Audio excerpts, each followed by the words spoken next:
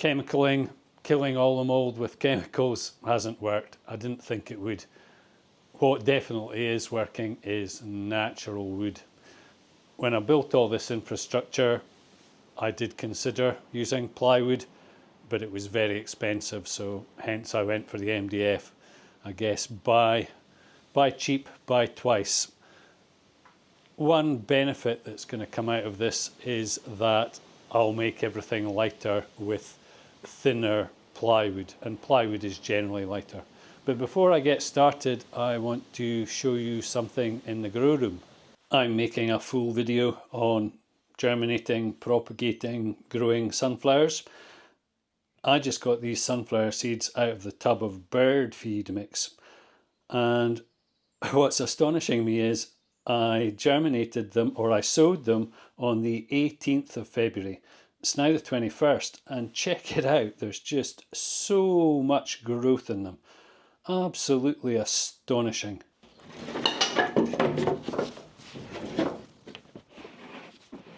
All of this material, sheet material, timber, was delivered.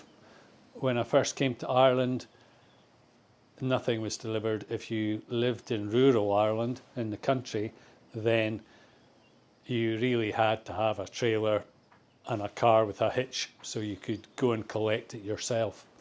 So fair play to Chadwicks, formerly Market Hardware in Ennis. I ordered up this stuff on Sunday night and it was here Tuesday afternoon. So that's just fantastic, really chuffed to bits with that. So in measuring it up and getting it cut to size, which will be much more manageable for me, I think I've worked out a good way of doing this. Okay, so this isn't completely straight either, it's about 2 mil out, but that'll be okay. Let's just have a go at marking it from the underside. Okie dokie, fingers crossed. Let's see what that looks like.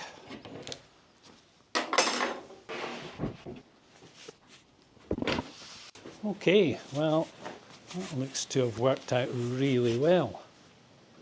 This is the centre beam support underneath. So what I don't want to do is cut on the lines that I've marked there. I want to cut bang centre of that. So I'm going to mark that now before I go any further. I've considered that I'm going to lose about 2 millimeters when I cut this. That's okay. I'm quite happy to live with that. Might actually work out to be an advantage to just have a little bit of a gap between the two sheets.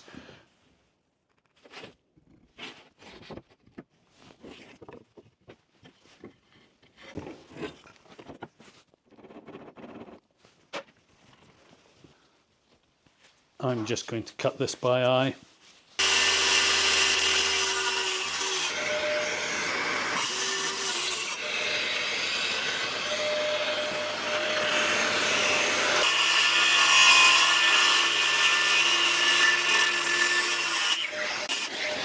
That went really well.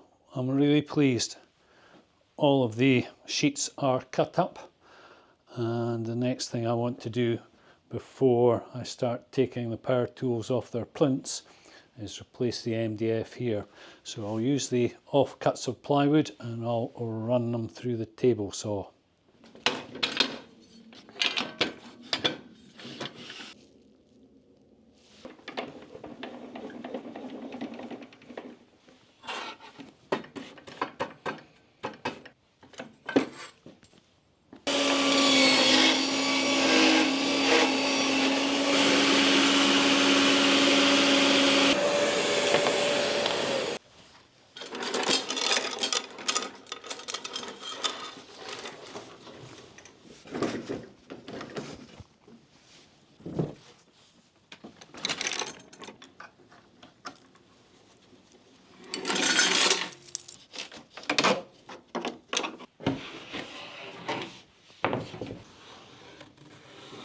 Be good to make one adjustment on these plinths.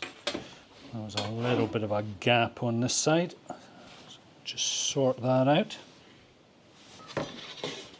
Perfect.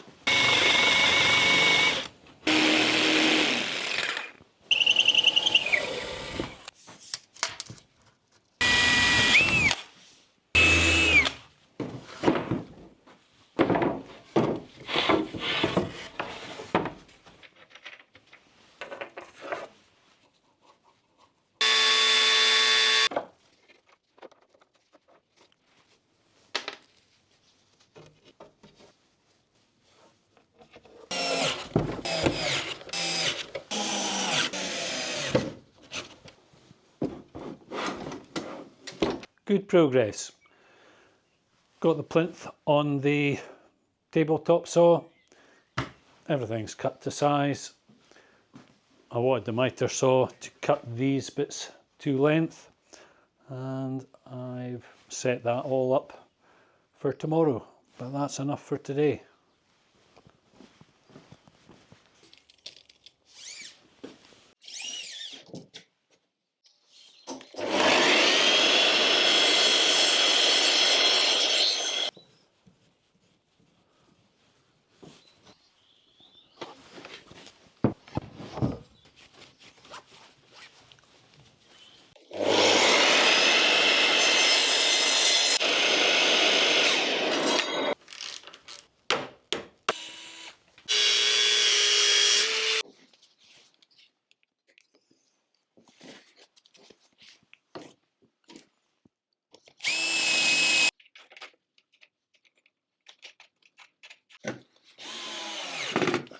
Delighted. Nothing complicated there, just repetitive, and I suppose it took me a couple of hours, maybe a bit longer, say 3 hours. Anyway, the way this works is I have infinite adjustment on all of the racks that I slot my power tools into, and that ensures that I can level it up with the run out. All the battening on the power tool rig is finished. Put the plinth onto the miter saw and a few adjustments to make sure the run out's level. So the next task here is to measure up for the strengthening on the run out hatches.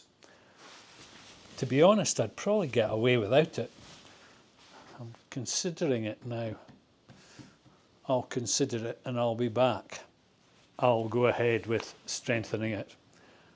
It is very solid, to be honest, considering this is 12mm ply. Very surprised at just how solid it is. However, there will come a time where I'll want to walk on it to do maintenance.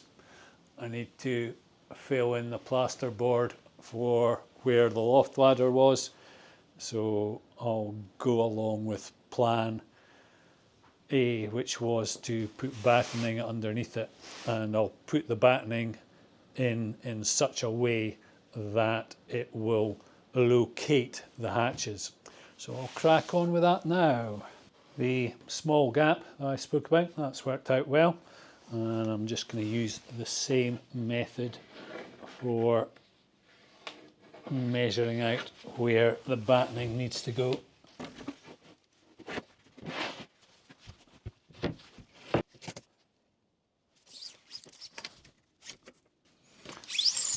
fact, you know what, this is easier than this. Now I've got that measurement there, all I really need to do is 96, 960. 960. So 4 at 960. And 28. 1028. Grand.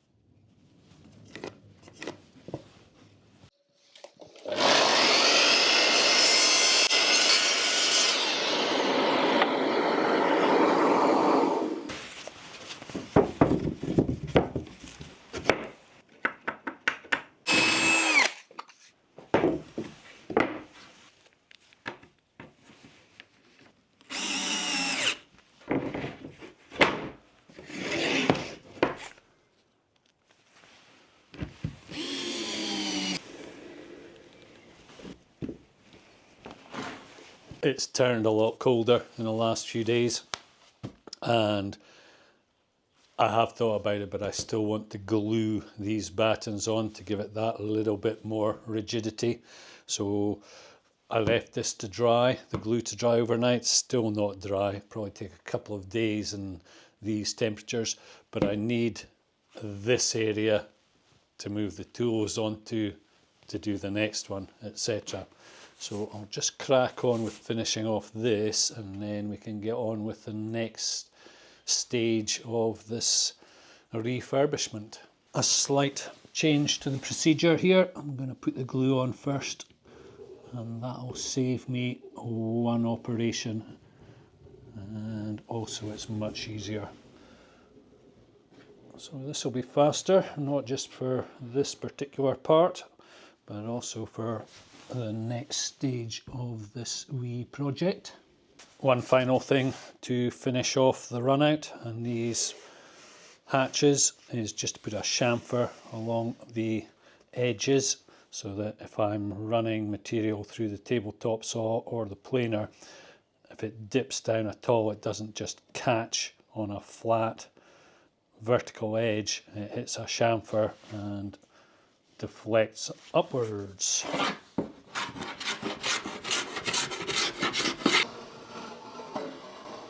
Another reason to continue with the bracing is to ensure stability. I don't want it bending or warping. This back hatch has a slight bend in it, so I'm just trying to take that out with some weight. I use this area for mixing up, or mixing's the wrong word, for sieving out all the big bits from the compost using the rotating sieve. So when I set it up for that operation, I need to have the area clear.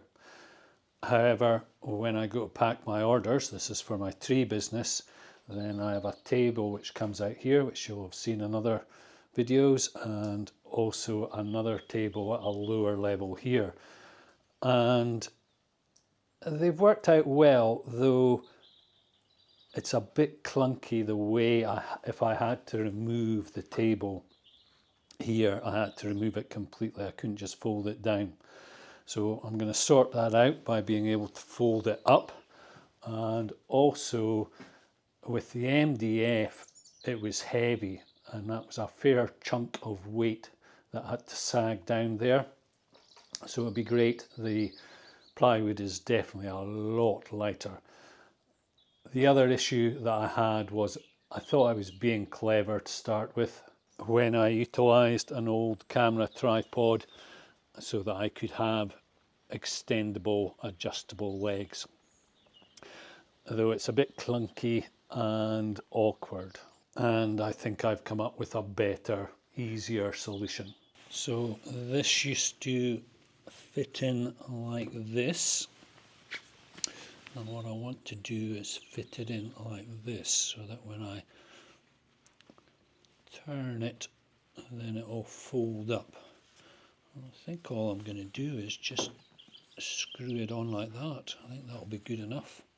A small issue here, it's not in the same place, so I'll need to re-drill the holes so that it is.